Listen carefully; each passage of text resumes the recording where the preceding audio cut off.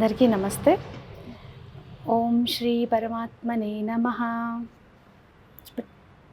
ఓం శ్రీ పరమాత్మనే నమః.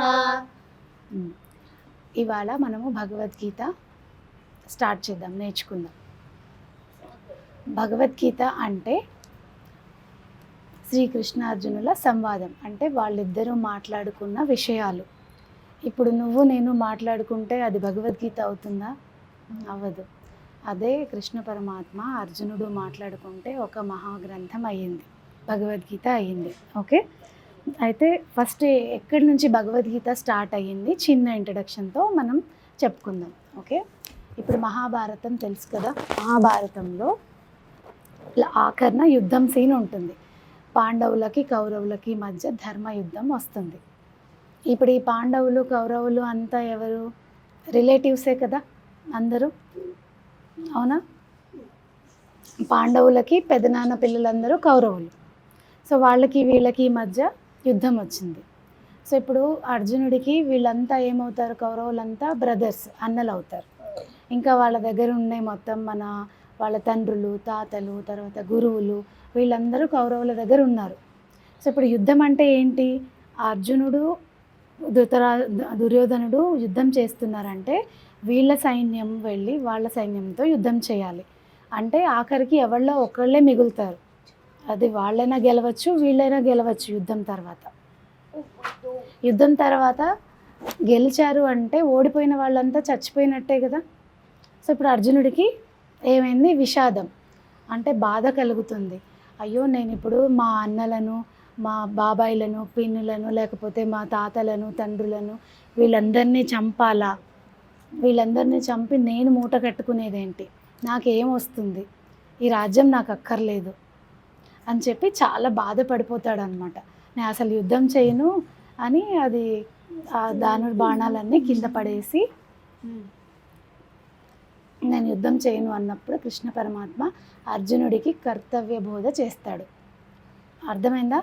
ఆ కర్తవ్య బోధ చేసిన దాన్నే మనం భగవద్గీత అని పిలుస్తున్నాం. అయితే ఇప్పుడు మనకి బయట మామూలుగా అందరూ చెప్పుకుంటుంటారు ఏంటంటే, ఈ భగవద్గీత చదవడం వల్ల ఏంటి ప్రయోజనం? మనకి ఇప్పటి నుంచే ఎందుకు? పెద్దవాళ్ళు అయ్యాక చూసుకోవచ్చు, లేకపోతే రిటైర్ అయ్యాక చూసుకోవచ్చు, ఇప్పటి నుంచే ఎందుకు అని అంటూ ఉంటారు కదా. అది చాలా తప్పు. అది అపోహ, పెద్ద అపోహ. ఎందుకు అంటే భగవద్గీతలో కృష్ణ పరమాత్మ మన జీవన విధానం గురించి క్లియర్గా ఒక ఎవ్రీ మైన్యూట్ డీటెయిల్ నుంచి ఎక్స్ప్లెయిన్ చేశారు. అందుకని మనం ఎంత చిన్నతనంలో భగవద్గీత వింటే, భగవద్గీత నేర్చుకుంటే, భగవద్గీతని మన జీవితంలో ఇంప్లిమెంట్ చేస్తే మనము అంత రెస్పాన్సిబుల్ సిటిజన్స్గా తయారవుతాం. సో అలాంటి దుర్బలమైన పరిస్థితుల్లో అర్జునుడు ప్రశ్నలు అడుగుతూ ఉంటే కృష్ణ పరమాత్మ వాటన్నిటికీ సరైన విధానంలో ఆన్సర్స్ చెప్తూ వచ్చి అర్జునుడిని కర్తవ్యోన్ముఖుడిగా చేసి ధర్మయుద్ధం చేసేలా చేస్తాడు. అంటే భగవద్గీత హింసని బోధిస్తున్నట్ట?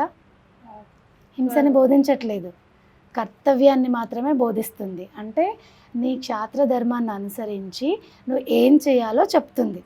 అంటే నీ స్వధర్మం ఒకటి ఉంటుంది కదా, ప్రతి ఒక్కరికి ఒక స్వధర్మం ఉంటుంది. ఆ ధర్మాన్ని అనుసరించి నువ్వు ఏం చేయాలో నేర్పిస్తుంది భగవద్గీత. హింసని అస్సలు సపోర్ట్ చేయదు భగవద్గీత. ఓకే, ఇప్పుడు అర్జునుడు ఎన్నో యుద్ధాలు చేశాడు, అంతకు ముందర ఎన్నో యుద్ధాలు చేశాడు, ఎన్నో యుద్ధాలు గెలిచాడు. ఓకే, భగవద్గీత విన్న తర్వాత మరి అందరూ అనుకున్న విధంగా ఆయనకి ఏదో వైరాగ్యం కలిగి మొత్తం మన ఫ్యామిలీని వదిలేసి, కాషాయం కట్టుకొని, సమాజాన్ని వదిలేసి అడవులకు వెళ్ళి సన్యాసం తీసుకున్నాడా? లేదు. ఏం చేశాడు? కర్తవ్యోన్ముఖుడై తన క్షాత్ర ధర్మాన్ని తెలుసుకుని ధర్మయుద్ధం చేసి ప్రజలను కాపాడాడు. అర్జునుడు ఒక రాజు కదా. రాజు అంటే ఏంటి? ప్రజలని కాపాడాలి, ధర్మంగా, తన రాజ్యంలో ప్రజలందరూ ధర్మంగా బతికేలా చూడాలి. అందుకని అధర్మం వచ్చి పాలిస్తున్నందుకు అర్జునుడు ధర్మయుద్ధం చేసి ప్రజలని రక్షించాల్సిన బాధ్యత తీసుకున్నాడు. ఓకే, అందుకని భగవద్గీతను చదవాలంటే ఎవ్వరూ భయపడాల్సిన పని లేదు. ఓకే, అర్జునుడిని మధ్యలో పెట్టుకొని, అర్జునుడికి ఇవన్నీ విషయాలు తెలియదని కాదు, అర్జునుడిని మధ్యలో పెట్టుకొని మనందరి కోసం కృష్ణ పరమాత్మ ఇంతటి మహా నాలెడ్జ్ని మనకి ప్రసాదించాడు. సో అలా అని చెప్పి మరి అర్జునుడికి అయితే పక్కనే కృష్ణ పరమాత్మ ఉన్నాడు, కర్తవ్యాన్ని బోధించాడు.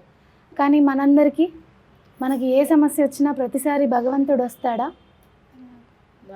మనకి వచ్చిన ప్రతి సమస్యకి సొల్యూషన్ భగవద్గీతలో ఉంది. ప్రతిసారి ఏ సమస్య వచ్చినా సరే భగవంతుడు స్వయంగా చెప్పిన భగవద్గీతనే మనకు దారి చూపిస్తుంది. రైట్? ఓకే, భగవద్గీత చదివిన ప్రతి ఒక్కరు హ్యాపీగా లైఫ్ లీడ్ చేస్తున్నారు. ఎప్పటి నుంచి మన స్వాతంత్రం పోరాటం జరిగింది కదా, అప్పుడు కూడా మన స్వాతంత్ర సమరయోధులు అంటే ఫ్రీడమ్ ఫైటర్స్ అందరూ కూడా భగవద్గీతని ప్రతిరోజు చదివేవాళ్ళు. ఇప్పుడు వీళ్ళందరూ స్వాతంత్ర సమరయోధులందరినీ బ్రిటిష్ వాళ్ళు అరెస్ట్ చేసి జైళ్ళల్లో వేసేవాళ్ళు కదా, ఆ జైల్లో కూడా రోజు భగవద్గీత వినిపించేవాళ్ళు వాళ్ళకి, వాళ్ళ కర్తవ్యాన్ని వాళ్ళకి గుర్తు చేస్తూ ఉండడానికి. నువ్వు దేశం కోసం పోరాడాలి, నీ ధర్మం ఏంటి, నీ దేశాన్ని శత్రువుల చేతిలో నుంచి నువ్వు రక్షించాలి అని భగవద్గీత రోజు వాళ్ళకి చెప్పేవాళ్ళు అనమాట. అంతవరకు ఎందుకు? మన రాజ్యాంగం ఉందా, కాన్స్టిట్యూషన్, ఇండియన్ కాన్స్టిట్యూషన్ ఉందా, అందులో శ్రీకృష్ణార్జునులు యుద్ధంలో ఉన్న బొమ్మ ఉంటుందన్నమాట దాంట్లో. ఆ తర్వాత మనకి కోర్టులో మనకి కేసెస్ అన్నీ నడుస్తుంటాయి కదా, అప్పుడు ప్రతి కేసు స్టార్ట్ చేసే ముందర ముద్దాయిలతో భగవద్గీతపై ప్రమాణం కూడా చేయిస్తారు. అంత గొప్పది భగవద్గీత. రైట్? రాజ్యాంగంలో ఉంటుంది. దేశభక్తులందరికీ కూడా భగవద్గీత ఫస్ట్ మార్గదర్శకం. మనకి అసలు ఏ దారిలో వెళ్ళాలో తెలియనప్పుడు భగవద్గీత మనకి కరెక్ట్ దారి చూపిస్తుంది అన్నమాట. ఓకే, ఇది స్వయంగా భగవంతుడి నుంచి మనకి వచ్చింది. ఎక్కడ భగవద్గీతలో ఎక్కడ శ్రీ కృష్ణ ఉవాచ అని ఉండదు. ఏముంటుంది? శ్రీ భగవాను వాచ అని మాత్రమే ఉంటుంది. అంటే భగవద్గీత స్వయంగా భగవంతుడు నుంచి వచ్చిందని. ఇంకా ప్రపంచంలో ఏ గ్రంథమే కానీ భగవంతుడు స్వయంగా చెప్పిందే లేదు. భగవంతుని ద్వారా తెలుసుకున్న జ్ఞానాన్ని మన ఋషులు కవులు రాసి మనకు అందించారు.